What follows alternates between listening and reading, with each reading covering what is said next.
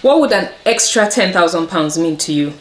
A safety net, an opportunity you've been waiting for, a step towards financial security. The truth is, you can save £10,000 very quickly if you follow the right strategy.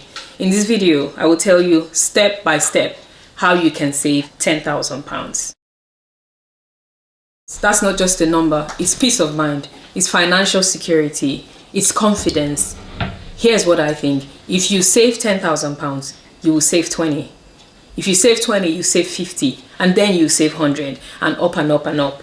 Once you start to knock down certain milestones or certain targets, it becomes more achievable for you.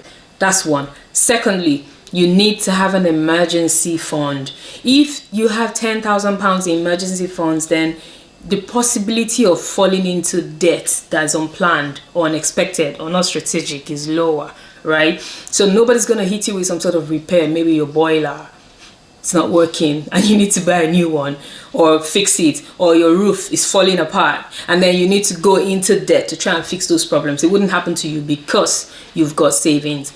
£10,000 will make it easier for you to start to invest money. So it's usually recommended that you have some sort of savings and emergency fund set apart.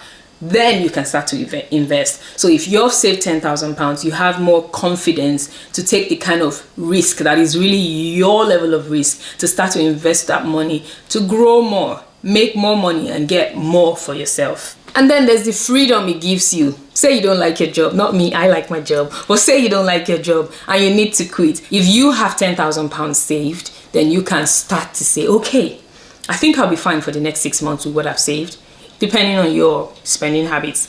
The freedom to choose is there, and you have enough time to start to figure out what you want to do. Maybe get a different job, maybe start to think about a business, yada, yada, yada. So you get my drift.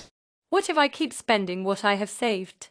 Or transfer before realizing I have not saved? Automate your savings. Put it in an account that you cannot touch. Fix it. Lock it up. You have a target. 6 months, 3 months, 1 year. You're trying to get there, right? So fix it in an account. You can put it in a pot and label the pot do not touch. Or put a penalty in there if you're the kind of person who doesn't like to lose money, even if it's little like me. If you're going to charge me 6% or 10% to withdraw my money, I'd rather leave it there. So if that's something that you can do, then put it in that kind of account. You can call the pot do not touch and then lock it up for 1 year. 6 months, or you can transfer it into a savings account or any of your existing accounts that you wouldn't go to check.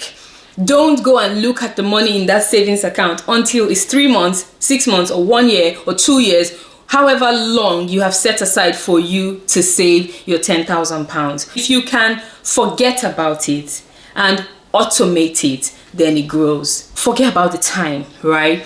1 year, 2 years, 3 years, based on how you assess your earnings, based on how you assess how much of a boost you can give your income, you can realistically set a goal for you to get to your 10K. So if you know that that goal is within 3 months, or is within 2 years, or is within 3 years, do not go to that account to check for anything. It's not for you. Forget about it. If you need to be able to track whether you're getting there or not, then get a journal. You can get maybe an online journal. You can use the notes on your phone. You can use Google Keep. I tend to use Google Keep and my notes a lot.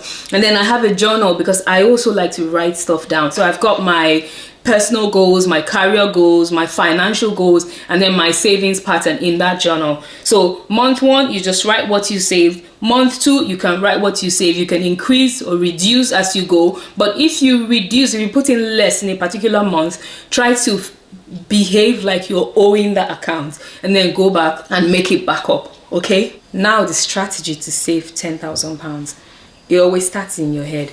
Instead of thinking £10,000 is too big, I can't save that, break it down. Let's try to do that now. So we have £10,000 and we have, say, 1 year, that's 12 months. That would be 833.3, let's say £850 per month. Save £850 per month. Automate it. Live your life with whatever is left from your income. If it doesn't fit, you're probably living above your standards. So maybe you need to fall into your own standards so that you can start to save.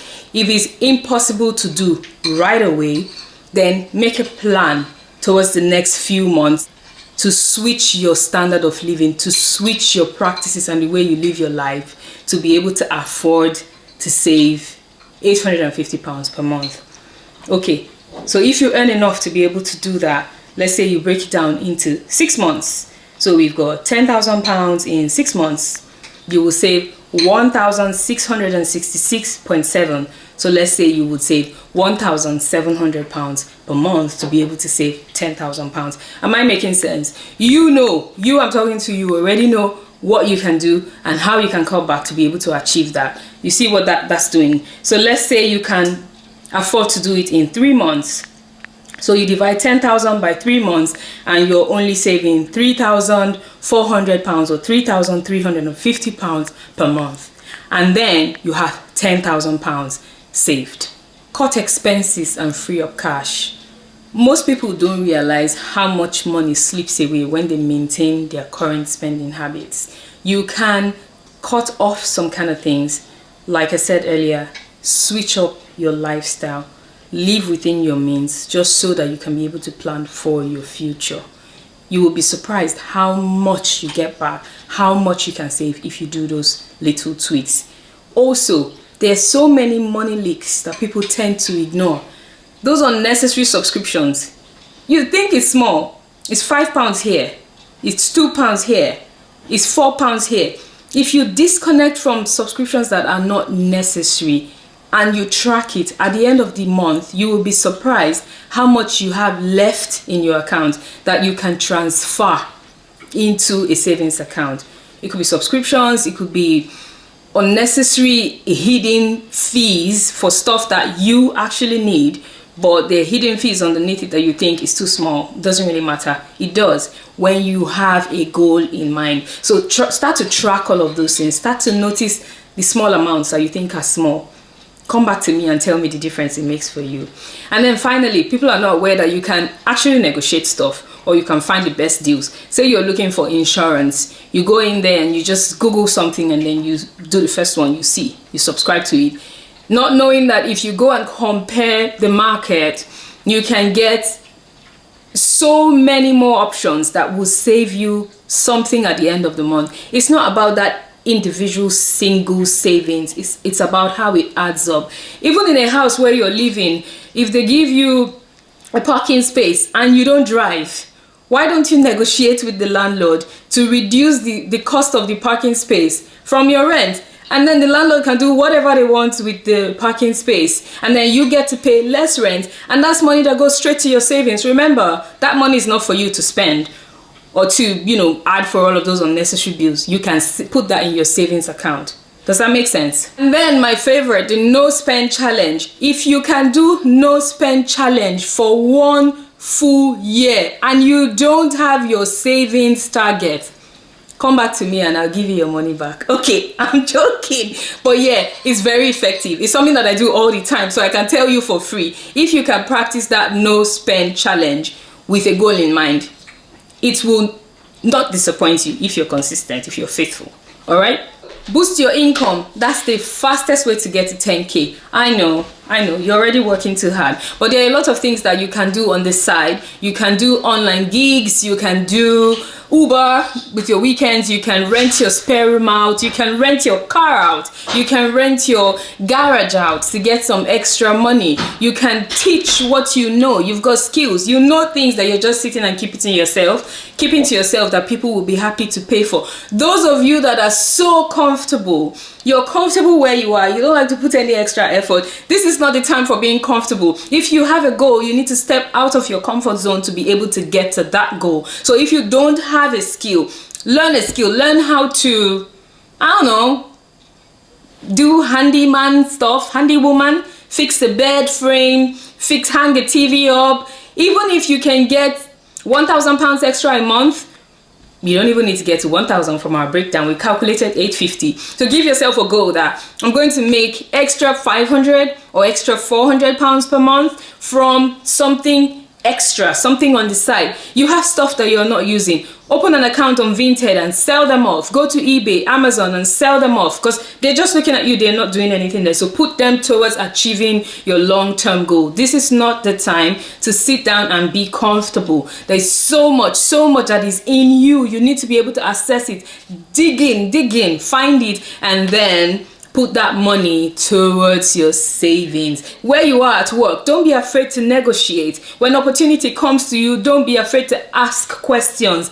How can I earn this? What can I do to get to this point? Can I get a raise? Can I do this and get this more? Ask questions. Can I do this extra? Can I support this person to get some extra? How much more do I need to develop myself to get to the next point or to get more money? So the idea is to try to get more so that you can save. Okay, so try and boost your income to be able to get £10,000. The surest way to make sure that you don't skip on making that savings deposit every month is to make it seem like a bill.